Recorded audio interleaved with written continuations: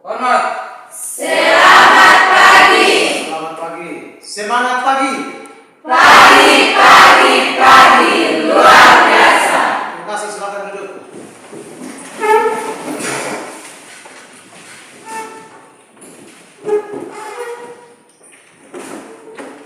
Baik, adik-adik, sebelum kita mulai pelajaran hari ini, Pak minta kesediaan WD Risen untuk pimpin kita dalam doa. Silakan. Baik, sebelum kita memulai dengan pelajaran kita pada pagi hari ini, maka marilah kita mengawalinya dengan doa. Berdoa mulai. Doa selesai. Baik, terima kasih.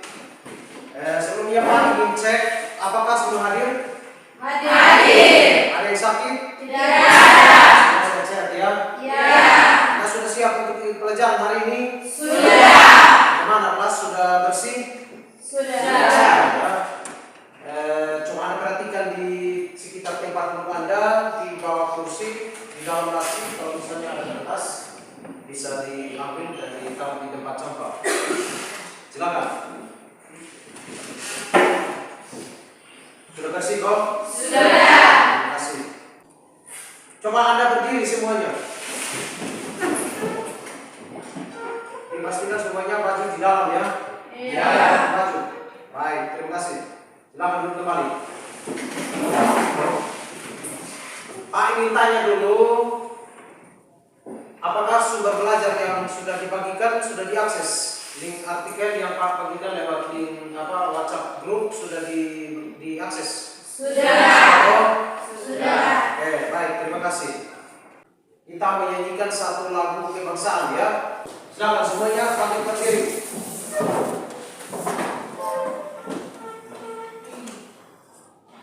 Satu nusa, satu bangsa. 3. Satu nusa, satu bangsa, satu bahasa kita. Tanah air pasti jaya untuk selama-lamanya. Indonesia pusaka, Indonesia tercinta, nusa bangsa dan bahasa kita bela bersama. Terima kasih. Silakan duduk. Pak ingin tanya dulu, ada yang masih ingat materi minggu lalu? Masih. Materi minggu terakhir. Masih ingat kok? Masih. Baik, coba Maria, materi terakhir tentang apa? Ancaman terhadap negara kesatuan Republik Indonesia. Ancaman terhadap negara kesatuan Republik Indonesia. Semua masih ingat ya? Masih. Coba Anandes. Contoh tindakan yang sifatnya mengganggu atau perbuatan yang sifatnya mengganggu atau yang sifatnya mengancam yang sedang terjadi di tanah air. Silakan. Contoh kasus yang sedang terjadi di Papua.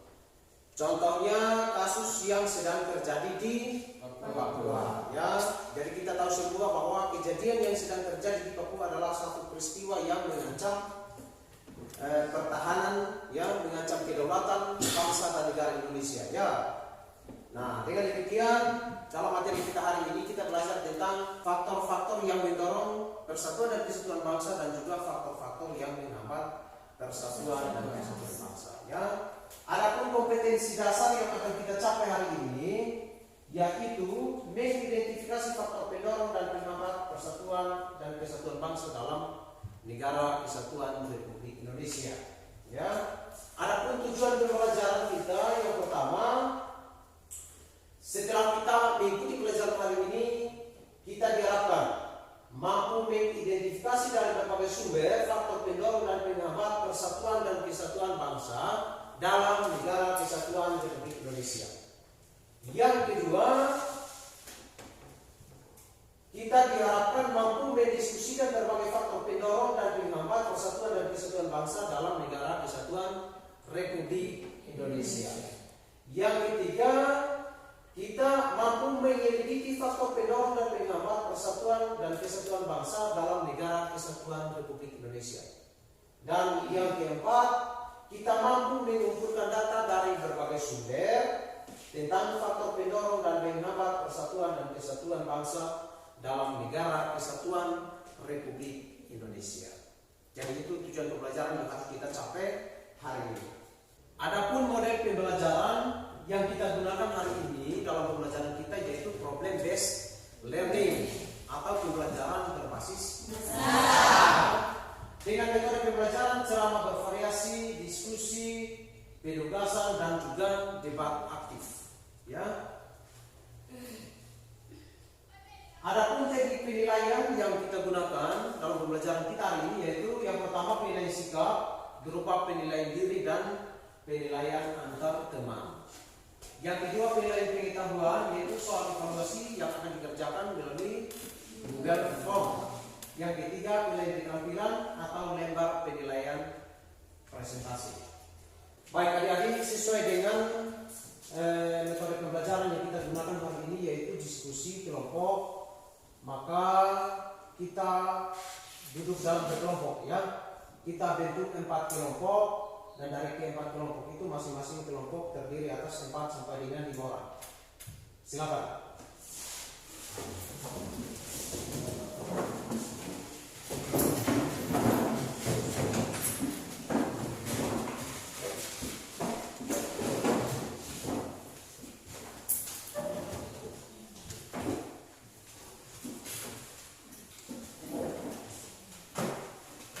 Sudah? Sudah. Ini kelompok 1. Angka kelompoknya 4 orang ya? Ya. Ini kelompok berapa? 2, 4 orang, kelompok 3 ya? Ya. Di belakang kelompok 4. Ya. Jadi kita setiap kelompok terdiri atas 4 orang ya? Ya. Baik. Sekarang sebagai pretest ya, ada soal yang harus Anda kerjakan melalui Google Form. Oleh karena itu tolong HP-nya dikeluarkan ya. Anda silakan buka link Google Form yang Pak sudah bagikan melalui grup WhatsApp.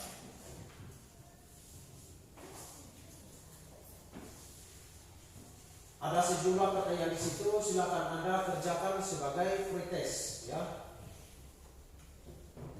Sebelum kita masuk pada materi pembelajaran kita hari ini. Sudah bisa diakses kelompok 1? Sudah. Kelompok 2? Kelompok 2 belum ya?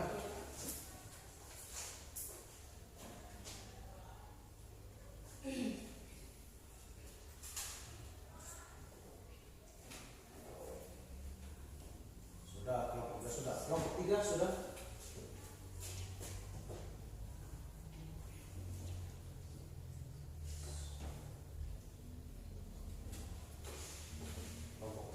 Sudah. Kelompok 4?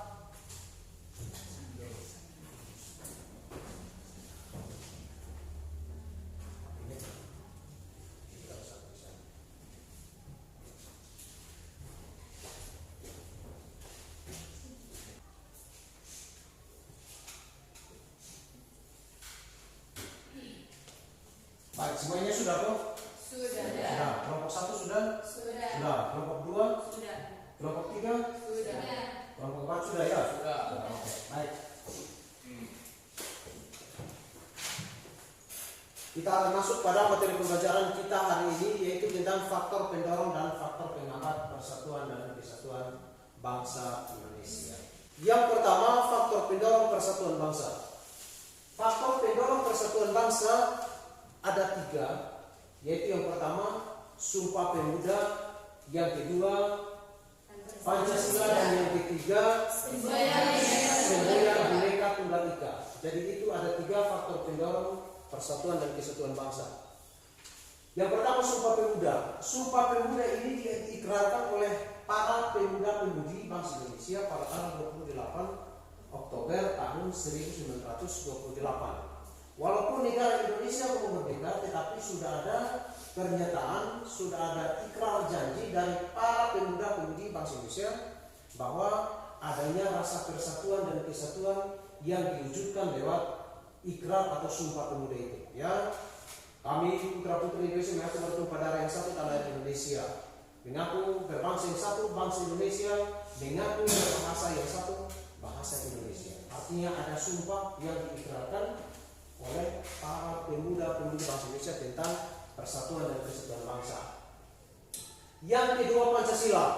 Pancasila kita kenal sebagai dasar negara. Ya, di dalam sila-silanya mengatur tentang bagaimana manusia menyelenggarakan, ya, atau pemerintah dan warga negara menyelenggarakan kehidupan berbangsa dan bernegara. Ada tentang kepercayaan terhadap Tuhan Yang Maha Esa, sila pertama. Sila kedua, kemanusiaan yang adil dan beradab. Sila ketiga terutama mengatur tentang persatuan dan kesatuan. Ya. Sila keempat mengatur tentang musyawarah, dan sila kelima tentang keadilan sosial. Dan yang ketiga dari faktor pendorong itu adalah semboyan Bhinneka Tunggal Ika. Ya. Apa artinya Bhinneka Tunggal Ika? Berbeda-beda tetapi tetap satu. Walaupun kita beda suku, beda agama, beda golongan, beda status sosial, beda budaya, beda tradisi, tetapi kita tetap satu bangsa Indonesia. Baik, jadi itulah faktor pendorong persatuan dan kesatuan bangsa Indonesia. Ya, selain faktor pendorong ada juga faktor penghambat. Ya, faktor yang menghambat adanya persatuan dan kesatuan bangsa Indonesia, yaitu yang pertama, kebinekaan atau keberagaman masyarakat Indonesia. Yang kedua, letak geografis. Yang ketiga, munculnya gejala etnosentris. Yang keempat, melemahnya nilai budaya bangsa. Dan yang kelima, pembangunan yang tidak merata. Ya, jadi itulah ada 5 faktor penghambat persatuan dan kesatuan bangsa dalam negara kesatuan Republik Indonesia. Ya. Baik, adik-adik, di sini ada satu video yang akan kita simak.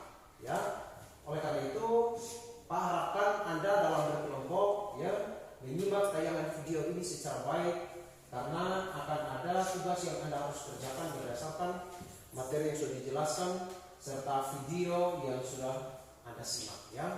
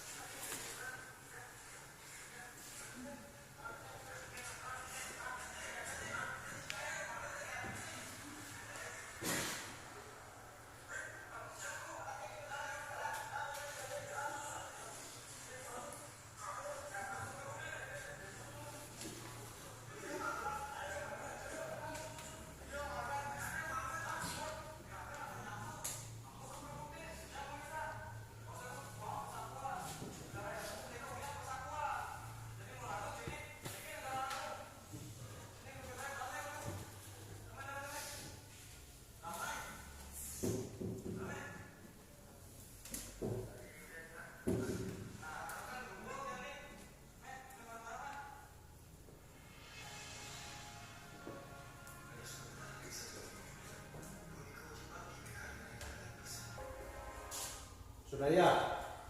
Baik. Dari video yang kita sudah simak, apa yang terlihat sebagai pesan dalam isi video tersebut? Coba kelompok 1. Apa yang Anda petik dari video yang sudah Anda simak? Dari video yang ditayang, adanya pesan yang tersirat dalam video tersebut, yaitu yang pertama, adanya perkelahian yang terjadi antara kedua pelajar, dan yang kedua, adanya tindakan berdamai antara kedua pelajar tersebut. Baik, terima kasih. Kita beri tepuk tangan untuk kelompok 1, ya. Dari kelompok 2. Berdasarkan tayangan video tersebut, saya menyimak beberapa hal, yaitu adanya perkelahian antara kedua orang pelajar dan adanya tindakan perdamaian. Adanya perkelahian dan juga tindakan perdamaian. Kita beri tepuk tangan untuk kelompok 2. Kelompok 3. Baik, dari video yang ditayang, ada pesan yang terkandung dalam video tersebut, yaitu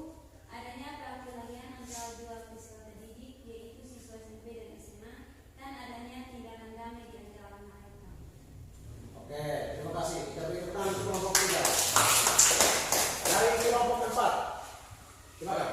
Dari video yang ditayang ada kasus perkelahian antara siswa SMP dan siswa SMA dan adanya perdamaian di antara kedua peserta didik. Baik, terima kasih. Kita beri tepuk tangan untuk kelompok 4 ya. Baik, jadi dari video yang sudah kita simak tadi ada 2 tindakan di situ ya. Yang pertama, perkelahian yang terjadi antara kedua orang peserta didik ya.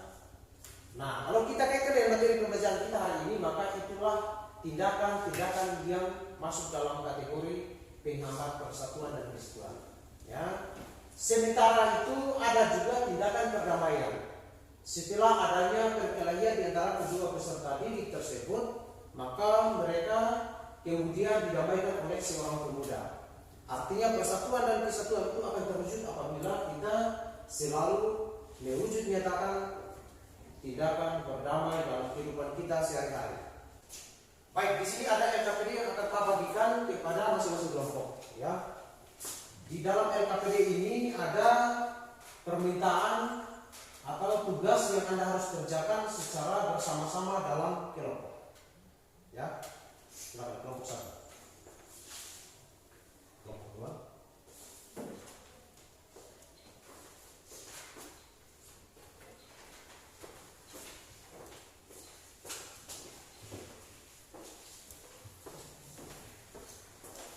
Baik, coba Anda perhatikan LKPD yang Anda sudah terima. Apakah ada hal-hal yang belum jelas? Semua jelas. Semua jelas ya, kelompok 1, 2? Jelas ya? Oke, kalau semuanya jelas silakan Anda kerjakan secara bersama-sama dalam kelompok.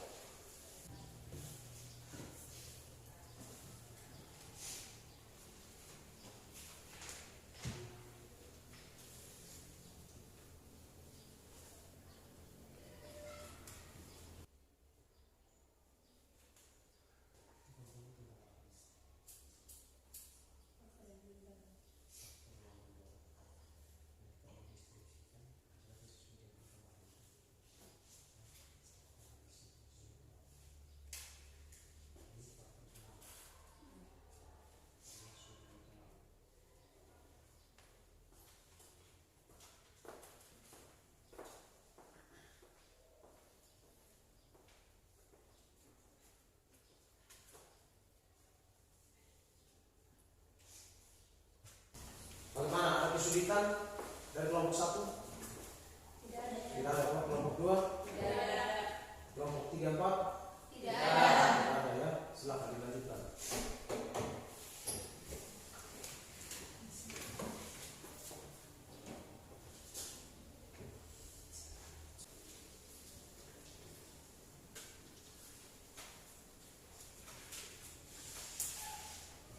Bagaimana? Semua sudah selesai? Kelompok 1 sudah? Sudah. Kelompok 2? Sudah. Kelompok 3? Sudah. Oke. Kelompok 4 sudah? Sudah. Sudah ya. Baik. Kita akan masuk dalam presentasi ya. Sebagaimana strategi pembelajaran yang kita gunakan adalah debat, maka tugas yang sudah kita kerjakan sudah dibagi dalam topik LKPD-nya, yaitu kelompok 1 dan 3 ya sebagai kelompok pro dan kelompok 2 dan 4 sebagai kelompok kontra. Ya. Silakan Anda siapkan tempat di bagian depan untuk kita mulai presentasi ya. Silakan.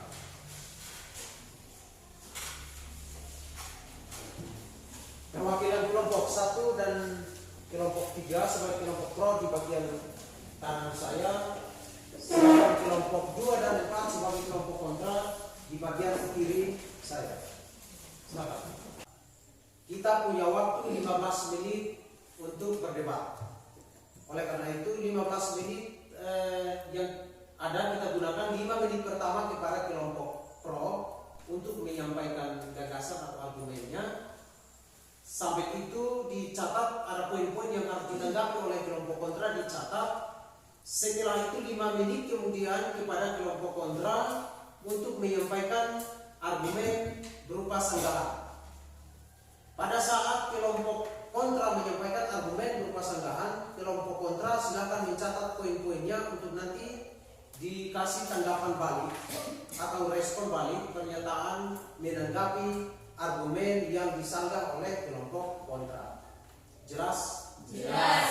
Setelah itu 5 menit kemudian diberikan kepada kelompok pro untuk menyampaikan sanggahan balik atau tanggapan balik terhadap argumen sanggahan yang disampaikan oleh kelompok kontra tadi. Jelas, bisa dimengerti ya? Jelas. Oke, silakan. Kita mulai dari kelompok pro. Silakan.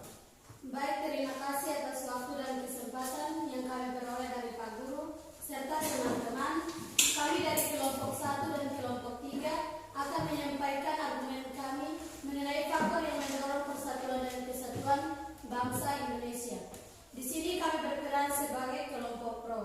Ada 3 faktor yang terdapat dalam faktor pendorong persatuan dan kesatuan bangsa Indonesia. Yang pertama, adanya Sumpah Pemuda, dan yang kedua adanya Pancasila, dan yang ketiga adanya semboyan Bhinneka Tunggal Ika. Faktor pertama yang akan kami bahas yaitu Sumpah Pemuda, di mana makna dari Sumpah Pemuda sangatlah penting bagi kehidupan bangsa Indonesia. Ikrar tersebut menggambarkan semangat kebersamaan, persatuan, dan rasa cinta tanah air yang mendalam. Sumpah Pemuda memperlihatkan tekad kuat para pemuda Indonesia untuk memperjuangkan kemerdekaan dan merdeka untuk melawan penjajahan yang dilakukan oleh bangsa asing. Sumpah Pemuda juga merupakan keputusan besar bagi bangsa Indonesia dalam mewujudkan persatuan dan kesatuan bangsa Indonesia. Serta Sumpah Pemuda tidak ada pengaruh negatifnya terhadap persatuan dan kesatuan bangsa, karena tujuan dari Sumpah Pemuda adalah untuk mewujudkan persatuan dan kesatuan bangsa Indonesia. Faktor pendorong yang kedua yaitu adanya Pancasila. Mengapa Pancasila harus menjadi faktor pendorong kesatuan bangsa Indonesia? Karena Pancasila dipahami dan diterima sebagai dasar negara, di mana terkhususnya pada sila ketiga dan sila kelima. Di sini sila ketiga bermakna sebagai persatuan dan kesatuan yang dimiliki oleh bangsa Indonesia, sehingga hal tersebut menjadi pedoman dalam hidup bangsa Indonesia. Kemudian sila kelima bermakna menjadi dasar dalam menjaga persatuan dan kesatuan dalam keagamaan serta menciptakan kesejahteraan sosial yang adil bagi seluruh rakyat Indonesia. Faktor pendorong yang ketiga yaitu adanya Bhinneka Tunggal Ika. Arti dari Bhinneka Tunggal Ika dalam konteks persatuan Indonesia adalah meskipun Indonesia terdiri dari berbagai macam suku bangsa yang memiliki kebudayaan dan adat istiadat yang berbeda-beda, namun keseluruhannya tetap merupakan satu kesatuan. Demikian argumen kami mengenai faktor pendorong persatuan dan kesatuan bangsa Indonesia. Baik, kita beri tepuk tangan untuk argumen yang disampaikan oleh kelompok pro. Silakan 5 menit digunakan oleh kelompok kontra untuk menyampaikan argumen atau pernyataan sanggahan kepada kelompok pro. Silakan. Baik, terima kasih atas waktu dan kesempatan yang kami peroleh dari kelompok pro yang sudah menyampaikan argumennya. Di sini kami sebagai kelompok kontra mencatat beberapa hal yang tidak kami setujui mengenai Pancasila terkhususnya sila ketiga. Di sini ada hal yang kami kurang setujui seperti dalam sila ketiga Pancasila. Mengapa terjadinya perpecahan di mana-mana dan terjadinya konflik di mana-mana? Dengan adanya perpecahan atau konflik yang diakibatkan karena perbedaan. Justru itulah akan memicu terjadinya perpecahan, persatuan dan kesatuan bangsa Indonesia. Karena seperti yang sudah diketahui, ini sudah berlaku sejak awal kemerdekaan Indonesia dan keberlakuannya bagi seluruh rakyat Indonesia. Tetapi mengapa sampai saat ini pemberlakuannya banyak masalah yang tidak terjadi di tanah air yang justru mengancam persatuan dan kesatuan bangsa Indonesia.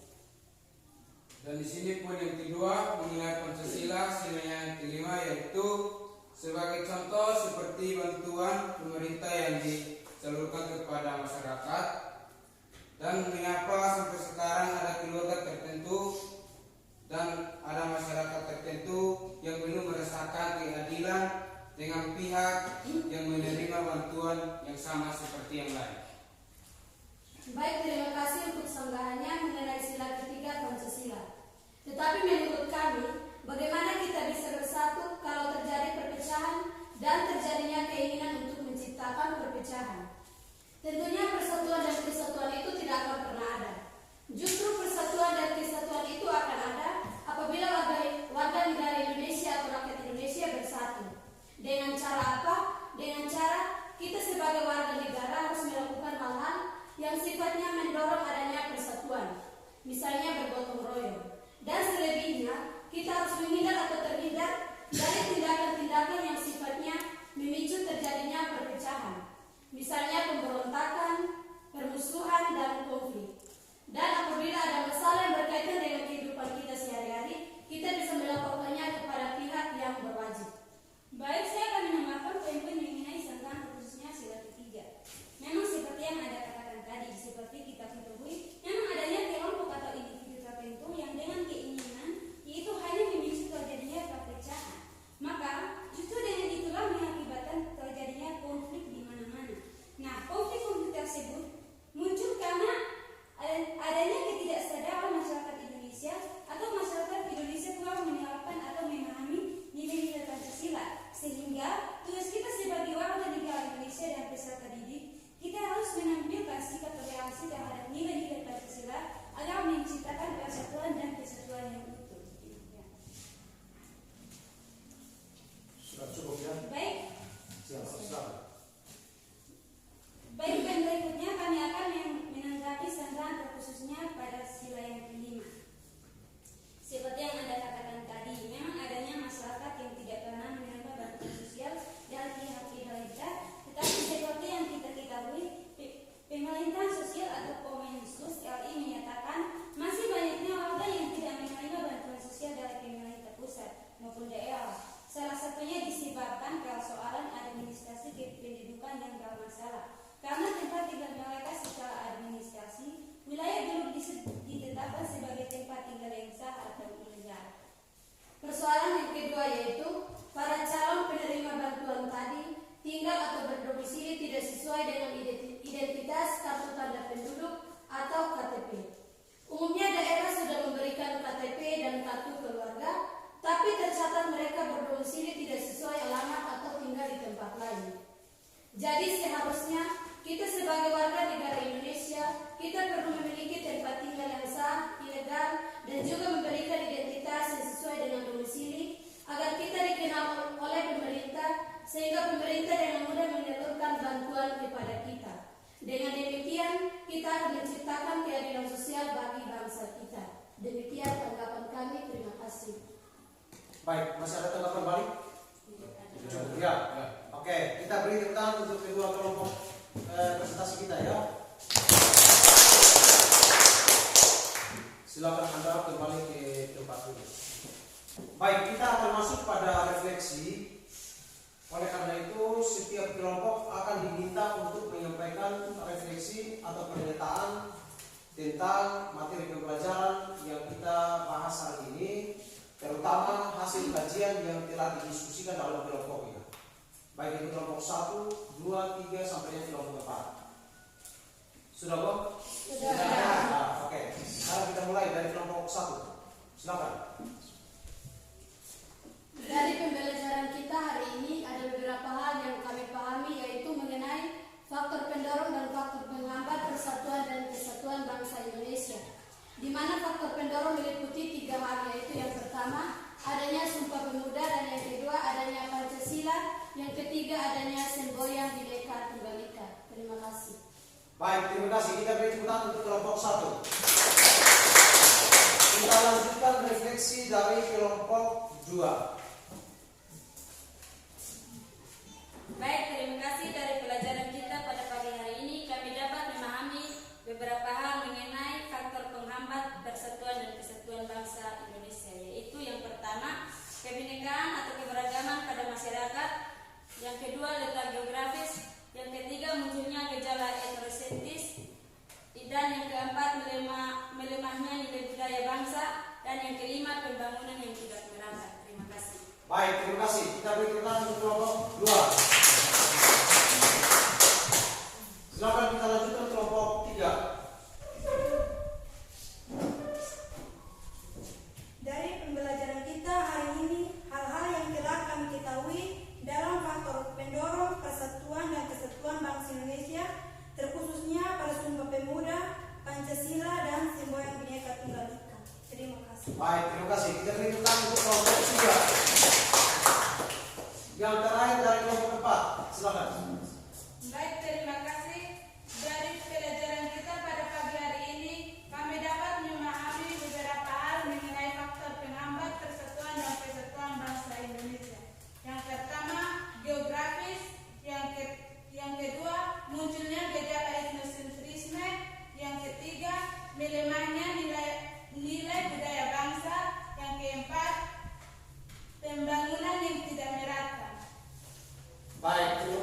beri tepuk tangan untuk kelompok 4. Sekarang kita akan masuk pada evaluasi. Oleh karena itu, ada soal-soal yang akan dikerjakan dalam Google Form. Jadi setiap kelompok dikoordinir oleh salah satu sebagai admin dan dibantu oleh teman yang lainnya untuk mengerjakan soal-soal yang sudah disediakan dalam Google Form. Jadi untuk linknya Anda bisa akses melalui link yang sudah dibagikan lewat WhatsApp group. Jelas kok? Jelas. Oke, silakan kelompok 1, 2, kelompok 3 sudah bisa mengakses linknya? Sudah. Kelompok 4 sudah?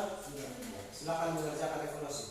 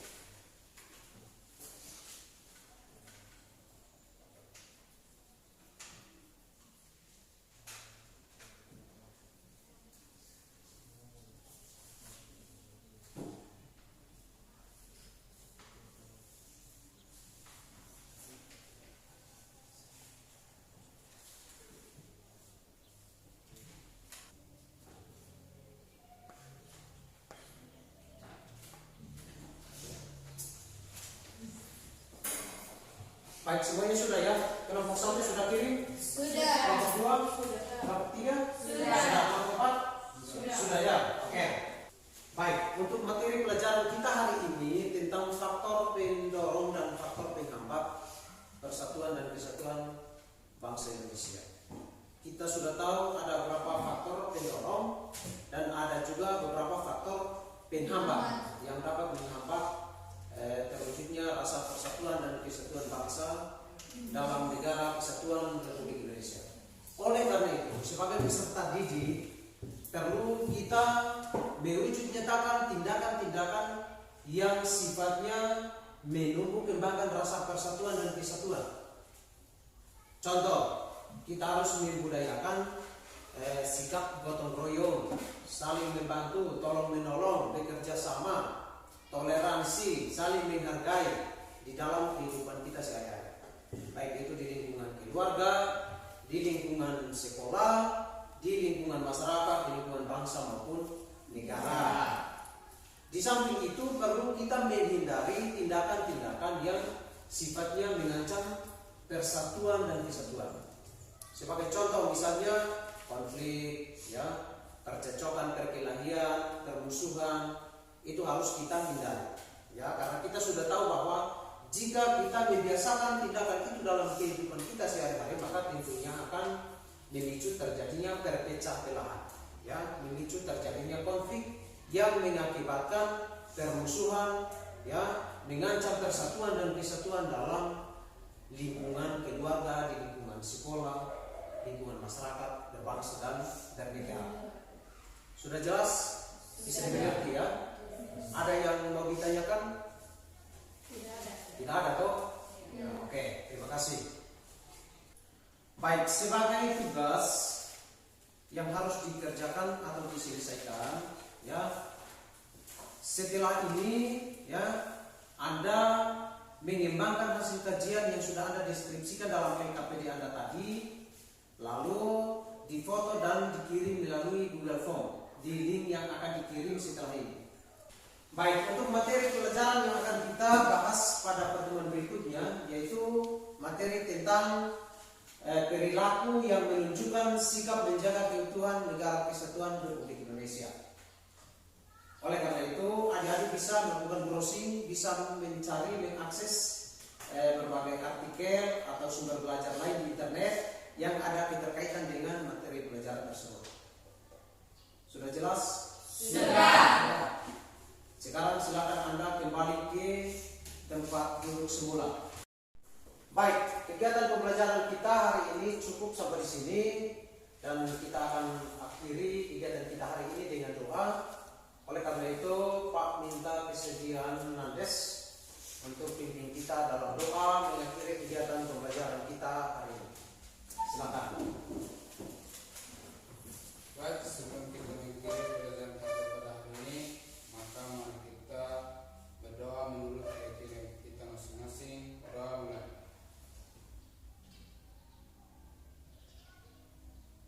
Doa selesai. Baik, terima kasih Nandes. Kegiatan kita cukup sampai sini dan kita lanjutkan pertemuan berikut. Selamat pagi.